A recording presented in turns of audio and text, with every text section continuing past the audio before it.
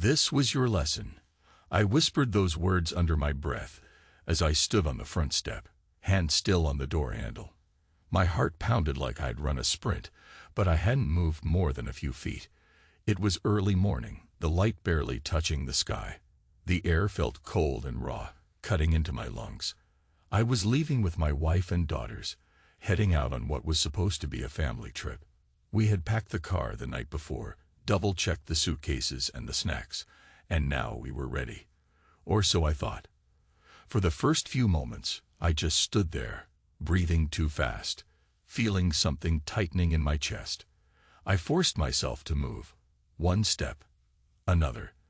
The hush of the neighborhood, the distant engine hum from some early commuter, everything around me felt amplified. I opened the passenger door for Sarah, my wife, and she slid in with that same distant expression I'd been seeing for weeks. I climbed behind the wheel. The girls were in the back, half asleep, murmuring their own little conversations. The seatbelt cut across my torso, and when I turned the ignition, the engine's rumble sounded like distant thunder in my ears. I pulled away from the curb. A strange anxiety gnawed at me, and I couldn't name it yet. If I'd known what that day had in store, maybe I wouldn't have tried so hard to appear calm. But at that moment, I was just a man on the road with his family, heading toward what I believed would be a brief escape from our routine. Sarah kept her eyes forward. She didn't say anything, didn't even ask if I'd slept well. Cold, I thought. It's like a permanent chill around her. The highway was nearly empty, so I eased onto it, letting the hum of wheels soothe me. The line zipped under us. The sun began to creep over the horizon. I glanced at Sarah. She was looking out the window, hair lightly catching a ray of sunshine that turned the edges a soft gold. She was beautiful. I used to think that beauty was my anchor, the thing that steadied me on rough waters. Now it felt like a mirror showing me how far apart we'd grown. Still, I tried to push those thoughts aside. We had miles ahead, a family trip, time to relax. But emptiness filled the car. Even the kids seemed oddly subdued. I turned the radio on, just for some background noise. An old classic rock tune crackled through the speakers. Sarah didn't react. I drove for another hour in near silence, broken only by our daughters whispering or shifting in their seats. My mind drifted to all the small signs I'd noticed in recent months. Her sudden late nights at work, the phone calls she took in another room, the way she'd begun locking her phone, an action she'd never bothered with before. Little flickers of suspicion I kept pushing down, telling myself I was imagining it. Then it happened. A black SUV cut across 2 lanes of traffic without warning, swerving into mine. I slammed the brakes. Tires screeched. The girls screamed. My chest pounded, adrenaline flooding my veins. We almost smashed into the guardrail. The SUV roared off. My hands trembled on the steering wheel, knuckles pale. Sarah grabbed the dashboard, her face tight. She let out a breath, but it was more annoyance than genuine fear. That single moment of near disaster, my heart still hammered, sweat gathering on my forehead.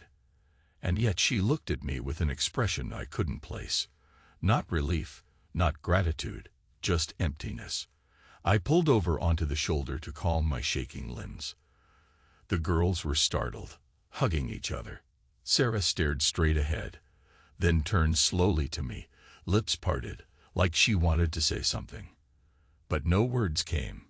She only looked away again, leaving me to collect myself alone. I felt something awaken inside. Anger, confusion, betrayal, or maybe all 3 at once. And I realized something was truly broken between us. I didn't speak as we got back on the road. Didn't comfort the kids more than a brief, "We're okay, it's all good." My mind was spinning. That moment made me see I'd been asleep at the wheel of my own marriage. A heaviness settled over me, dragging me down to a place beyond fear. I just drove, my eyes fixed forward, as though searching for a horizon that might bring clarity. But all I saw was that cold distance in Sarah's eyes. We arrived at a mid-range hotel after a long stretch on the interstate. The place had a faded sign and peeling paint around the edges of the building, but it looked clean enough. The kids went off to explore the lobby's snack area, and Sarah lingered behind with our luggage. I checked us in. The desk clerk handed me 2 room keys, one for me and Sarah, and one for the girls, smiling like we were some happy family on vacation. Part of me wanted to laugh. Another part just felt numb. We hauled our suitcases up to the 2nd floor. Sarah was quiet. Again. I used to be able to read her moods, slip an arm around her waist, kiss her cheek, and lighten her tension. But that day, I sensed that any physical touch from me would be met with either polite acceptance or an outright flinch. So I kept my distance. Once inside the room, the girls argued over who would get which bed in their separate space. Sarah offered them a smile, but it was a practiced smile, the kind you give coworkers you barely know. My stomach lurched with the knowledge that she no longer reserved her warmth for me. Evening came. We found a small diner next to the hotel for dinner. I tried to keep the conversation casual, asking the girls about school, telling jokes about the dusty decor. They laughed politely, but I could tell they felt the tension between me and their mother. Sarah ate in silence, nibbling a salad, checking her phone when she thought I wasn't looking. My entire body was coiled like a spring. When we returned to our rooms, the kids said goodnight and closed their door. Sarah walked into ours, set her phone on the nightstand, and stared out the window. Something about her posture, rigid, arms folded, sparked a memory of the SUV that cut us off. That sense of imminent danger, something on the verge of happening, but you can't stop it. She went to the shower. I sat on the bed, laptop open. And then, almost on autopilot, I opened a dating site. I'm still not sure why I did it. A moment of madness, curiosity, or some desperate need to confirm my worst suspicions. My heart pounded harder with every click, a sick tension building. Then I saw her photo. Hers, my wife, listed under a username I'd never seen before, with a profile that described her in ways only I recognized. References to her love of Italian cooking, her compassionate nature, even the mention of a small scar near her collarbone. A recent picture, her hair arranged just so, her smile bright, her gaze direct. She looked like she was posing for a new life, without me. Blood roared in my ears, the adrenaline as intense as during that near crash on the highway. My breath came fast and shallow. I clicked through the images, read the short bio. She'd written about wanting adventure and passion. The words made my gut churn. My chest tightened, and I squeezed the laptop so hard I worried I'd break it. I felt the pulse in my temples and realized my hands had gone clammy. She was there, openly, shamelessly. I had no illusions left. I closed the laptop with a snap and sat there, my mind flickering through 1,000 images. Memories of our wedding day, her laugh when our first daughter was born, the quiet nights on the couch watching old movies. All of it now felt like a farce. The bathroom door opened, and she stepped out, hair damp, shoulders bare under a thin robe. Our eyes met for a second. She raised an eyebrow, like she was waiting for me to say something. But I didn't. My emotions pulled tight, an invisible wire around my throat. I got up and walked to the window. Outside, the parking lot was half full of cars, the neon sign from the diner flickering. Street lamps cut bright cones of light. I realized I was shaking, and a part of me wanted to turn, to confront her on the spot. But I stayed silent, letting that anger build into a cold, silent vow. If she wanted to keep secrets, then let her. I'd find my own way to handle it. My breathing steadied, my heart still hammered, but my thoughts started to sharpen. I barely slept. She dozed off at some point, or pretended to. I lay there, eyes open, staring at the ceiling. Everything felt surreal, like I'd stepped onto a stage in a drama I never auditioned for. The next morning we got up. We went through the motions, half arguing about which tourist spot to visit with the kids. She threw on a casual outfit, jeans, and a floral blouse, looking as if nothing had happened. I watched her, searching for guilt or fear. But I saw none. Just that same distant, unbreakable calm. I loaded the girls into the car. Sarah said she needed a moment to check on something, her phone, I assumed. 10 minutes later she sauntered out, face unreadable. I told myself to wait, to observe. Let her feel secure enough to slip up. Anger simmered low in my gut, but I stayed polite, especially in front of the kids. We spent half the day wandering around a local park, the girls occasionally trying to engage with both of us. I pretended normalcy for their sake.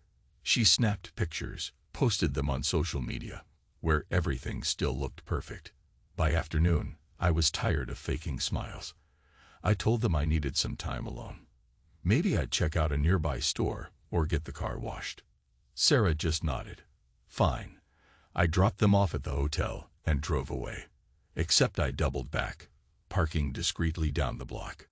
Part of me was ashamed to be playing detective, but I needed the truth. The question was how far her betrayal had gone. A dating profile was damning. But maybe it was just flirtation. I tried to reason. Then again, the coldness in her eyes told me she was fully prepared to break every vow we'd made. I waited in the car, engine off, windows cracked. 20 minutes later, I saw a sleek blue sedan pull up. A man stepped out, tall, short-cropped hair, confident stride. He wore a casual button-down shirt, jeans that hugged athletic legs. He glanced at his phone, typed something, then walked into the hotel. My hands clenched on the steering wheel. I just knew.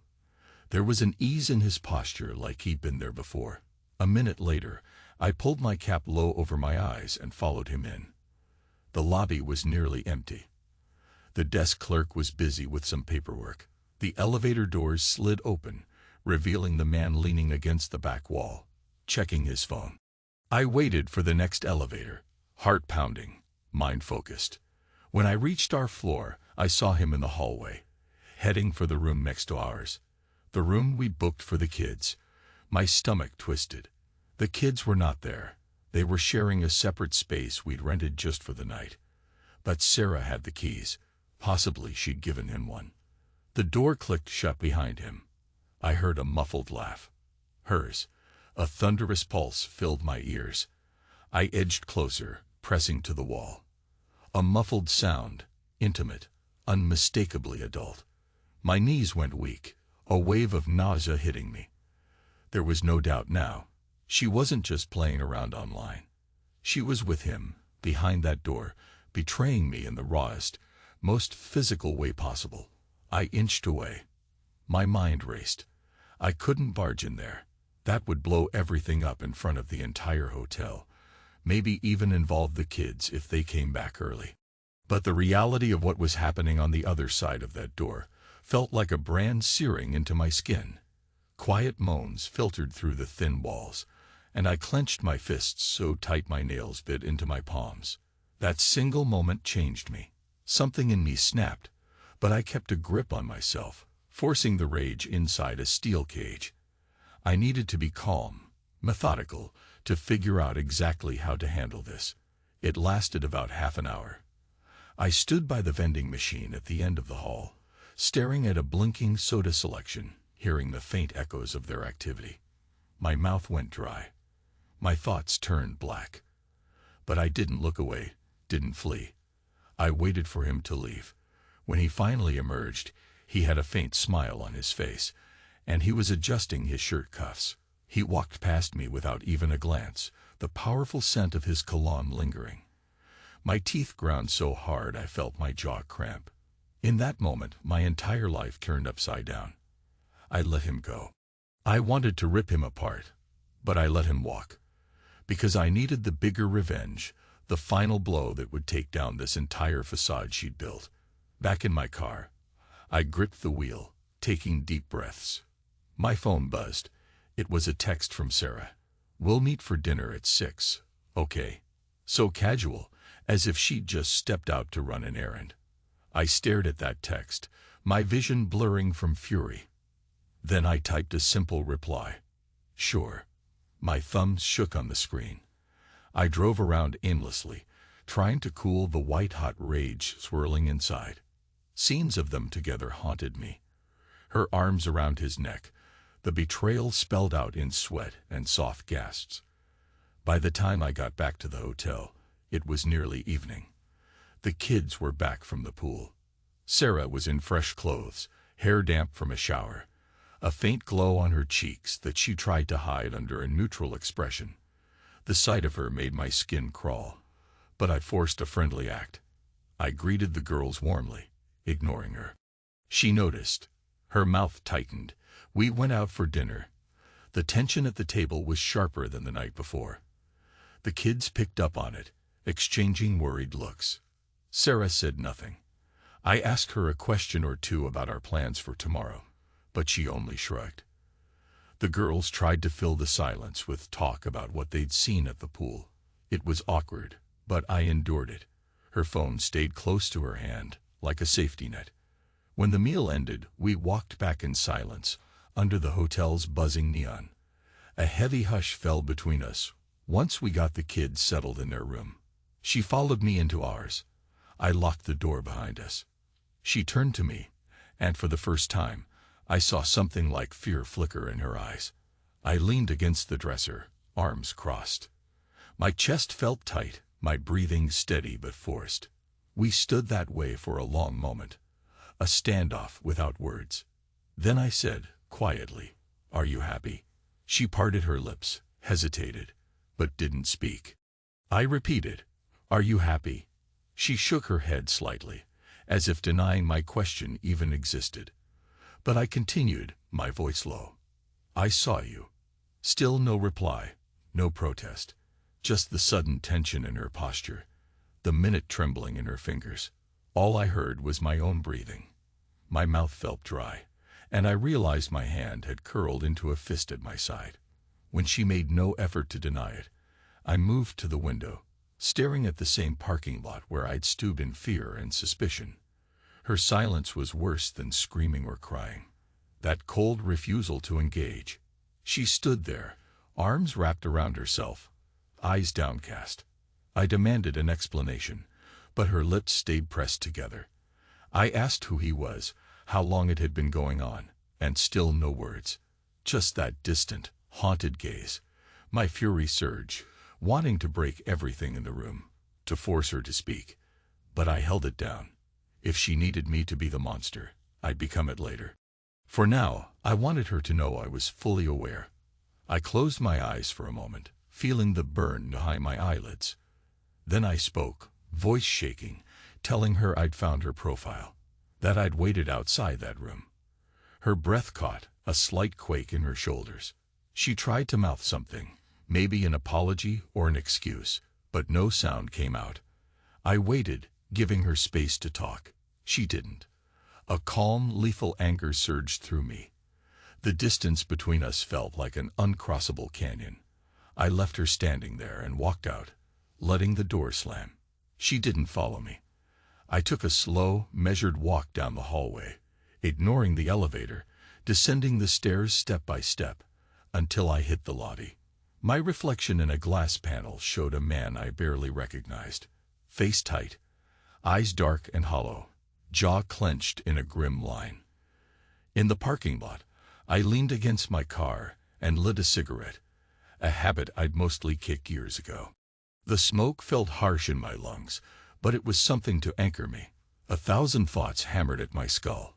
The swirl of pain and betrayal was there, but deeper than that was a savage clarity. She'd lied to me. She'd broken our vows. And now she expected. What exactly? Forgiveness. Silence. A passive acceptance that our marriage was a sham. I stayed out there for what felt like an hour, letting the nicotine calm me while the neon sign buzzed overhead. People passed by, strangers entering and leaving the hotel, completely ignorant of the storm inside me. At some point, I remembered the girls. My daughters, who had no idea their world was tilting off its axis. I felt a pang of guilt, but also a renewed sense of purpose. I flicked the cigarette butt aside and went back up. She was lying on the bed, eyes open, staring at the ceiling, fully dressed. She didn't move or speak when I entered. I sat in a chair near the window, my gaze on her. We remained like that for a long time. Finally, I said, "Pack up in the morning. We're leaving." It was neither a request nor a question. She blinked slowly, some faint twitch of emotion crossing her face. I turned off the lights. That night, I barely rested. My mind was a restless sea of images. Her in another man's arms, the memory of her profile, the near accident on the road. A voice inside me kept whispering, "She did this to you. Don't ever forget." Around 4 in the morning, I dozed off, only to wake with a jerk at 6. She was already up, sitting in the corner, phone in hand, as though she'd been there all night. We didn't exchange good mornings. We just quietly got ourselves together, each lost in our own fortress of hostility. The kids were startled by how early we left, but I mumbled something about wanting to beat traffic. Sarah went along with it. No argument. The girls, half asleep, climbed into the back seat. I took the wheel again. The tension in the car was worse than before, like a living thing pressing in on all of us. I tried to keep my eyes on the road, ignoring the dull ache in my chest. We drove for hours. An idea simmered at the back of my mind. How to use her lie against her. How to take back the control I felt had been snatched from me. This wasn't the place or time, with the kids in the car, but I could sense a plan forming. I began to talk, in a casual tone, about how I needed to swing by my old friend's place in a nearby city. The girls shrugged.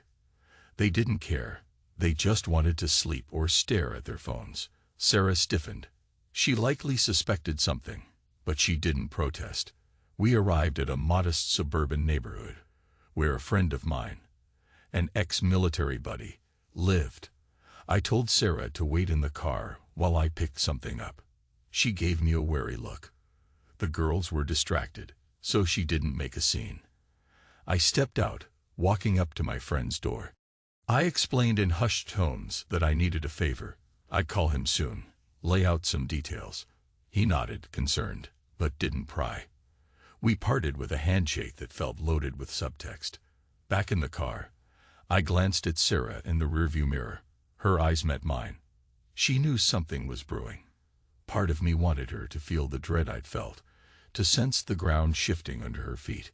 I pulled away from the curb, heading toward home. The rest of the drive passed in grim silence, the kids occasionally whining about hunger or thirst, but otherwise subdued. Sarah stared out her window, chewing on her lips. I flicked my gaze at her every so often, remembering the sound of her with him, the small gasp that confirmed everything I'd feared. My jaw clenched until it ached. Finally, we reached our house. I unlocked the door, stepped inside first. The familiar scent and the half-darkness of the hallway greeted me. The kids rushed in, relieved to be home. Sarah paused at the threshold, as though uncertain. I turned on the lights, set my keys on the table. She moved past me quietly, heading toward the bedroom. I saw her shoulders sag in what might have been either resignation or exhaustion. For the next few days, we existed in a strained truce. She went about daily tasks with a mechanical efficiency. I continued my work. Marketing projects demanded attention. But every moment I was alone, my mind drifted back to the betrayal. We barely spoke, except for necessary words about the children or the house. The tension hovered in every room, thick enough to choke on. Our daughters noticed, but we made excuses, telling them we were both busy, that we were tired from the trip. They didn't quite believe us, but they're young. They didn't push. Sarah's phone never left her side. Once or twice, I thought I heard her speaking in hushed tones when she believed I was out of earshot. The fury inside me burned hotter. I wanted to confront her again, to tear down whatever illusion she clung to. But I forced myself to wait. I wanted a final decisive act that would leave no room for her to wriggle out with half-truths and apologies. I bided my time. I observed her routine, memorized her habits. She worked part-time for an HR consulting firm. Sometimes she left early, sometimes she came home late. I began quietly calling in small favors from old acquaintances, my friend from the suburbs, a cousin who dabbles in private investigation, another friend who's a whiz at hacking phone records. It was petty, it was invasive, but I couldn't bring myself to care. She had started this war by opening our marriage to another man. I intended to end it on my terms. One afternoon, about a week after we returned, I told Sarah I had a late meeting. She nodded, expressionless. I knew from a text intercept that she'd arranged to see him that evening. She'd used the same phrases in her profile, looking forward to an adventure, plus an address in a quiet part of town. My stomach churned, imagining them together again. But I pushed it down. I left the house around 6.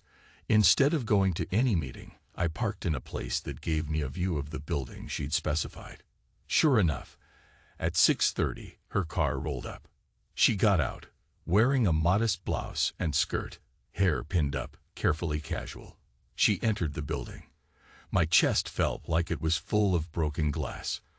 I sat there, letting the minutes drag by, the tension building like a thunderstorm on the horizon. Shortly after, that blue sedan arrived.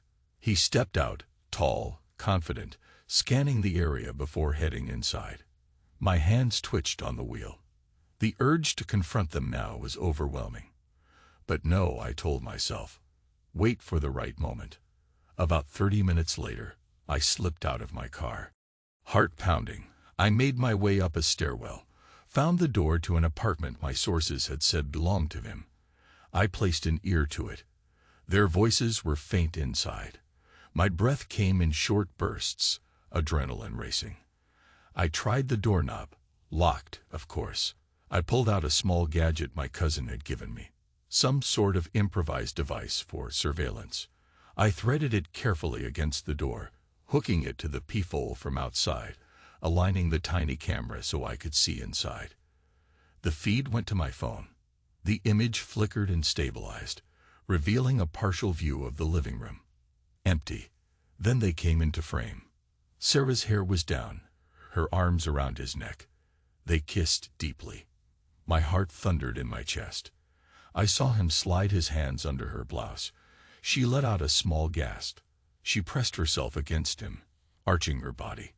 I turned away, shutting my eyes.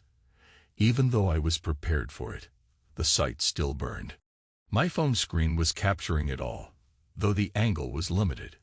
A mixture of shame and satisfaction coursed through me. This was my proof, the final nail. They moved out of view, presumably into the bedroom. My jaw clenched so hard I felt it crack. The faint sounds of laughter, moans, and the rustle of clothing trickled through the door. My anger swelled, pulsing in my temples, but I forced myself to stay silent. After what felt like hours, they came back into the living room. Sarah looked flushed, hair disheveled. He poured her a glass of wine. She smiled at him.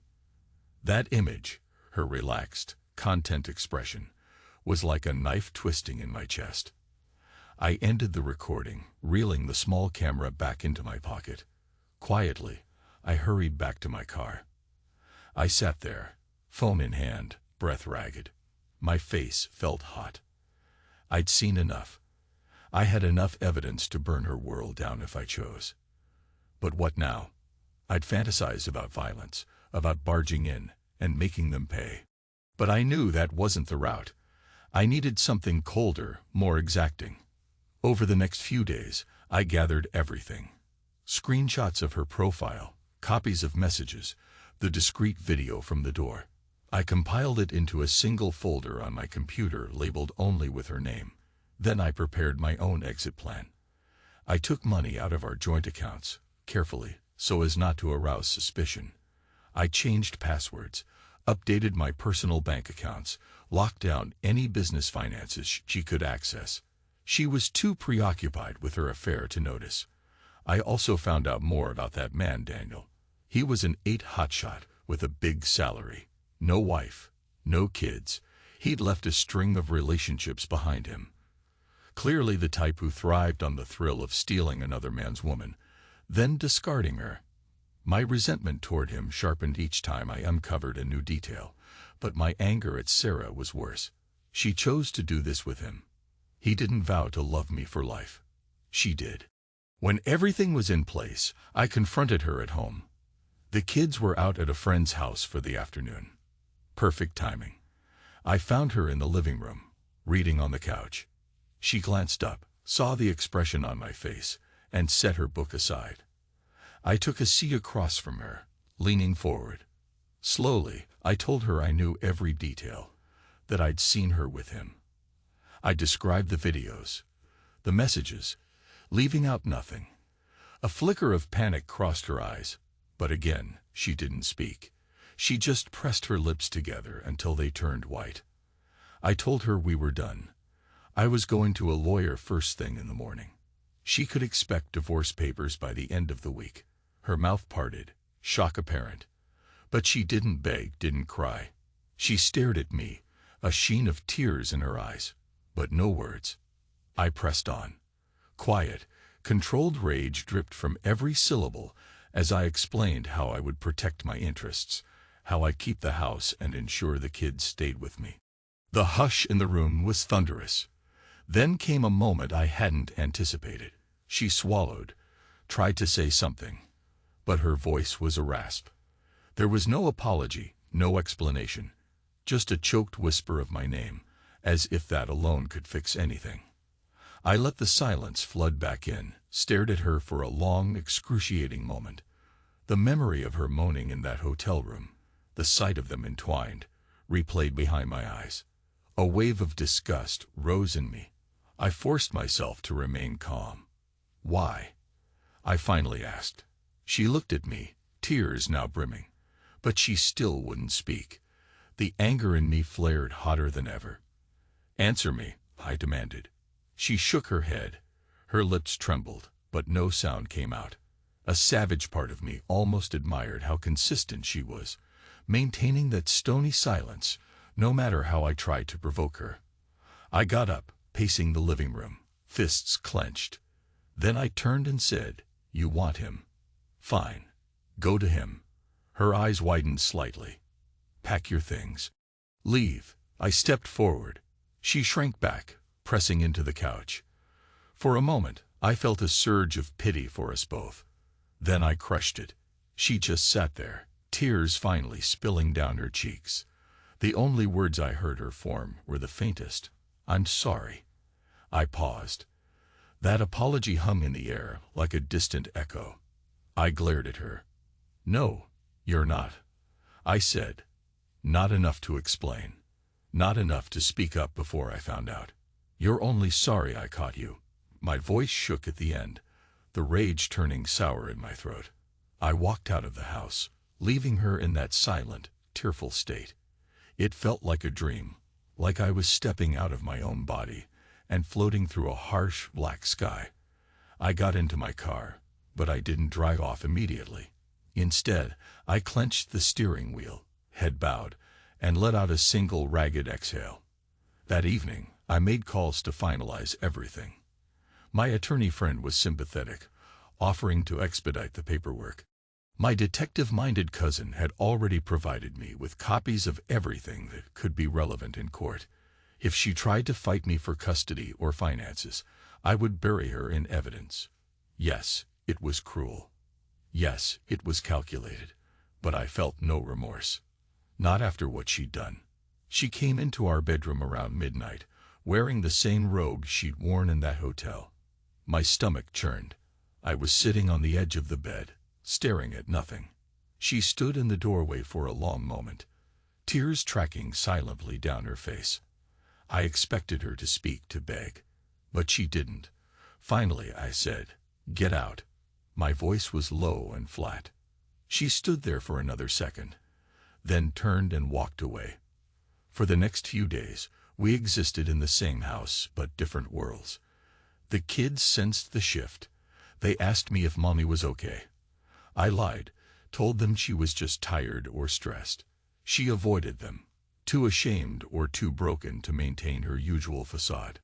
I watched her grow thinner, her eyes ringed with shadows. I felt no pity. My sense of betrayal overshadowed everything. Then came the final confrontation. She must have reached her limit of shame and silence. Late one evening, she stepped into the living room, where I was sitting in the dark. She stood there for a long time, as if summoning the courage to speak. Finally, she said, "Michael," in a trembling voice. It was the first time she'd spoken my name in days, and that single word carried a mountain of emotion: fear, regret, desperation. I stood up slowly, flicked on a lamp. Her eyes were red. I could see the reflection of my own hardness in them. She opened her mouth like she wanted to pour out an apology, a confession, anything. But I cut her off with a quiet statement. "I already started the paperwork. You'll be served soon." She drew in a shaky breath. For a moment, it looked like she might fling herself at my feet, but something in her snapped. Her shoulders squared. No more tears. She stared at me, mouth tight, and gave me the tiniest nod, as if acknowledging the final blow. Then she turned and walked away, leaving me alone in that pool of lamplight.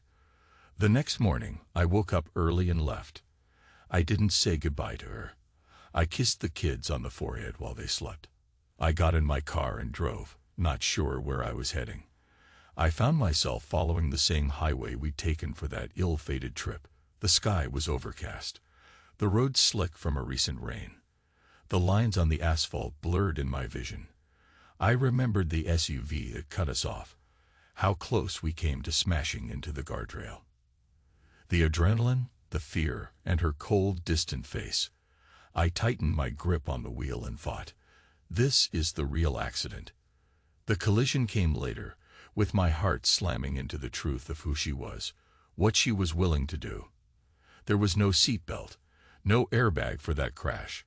Only pain, and then this new, hollow existence. Hours passed before I turned back. The entire time, I replayed everything in my head.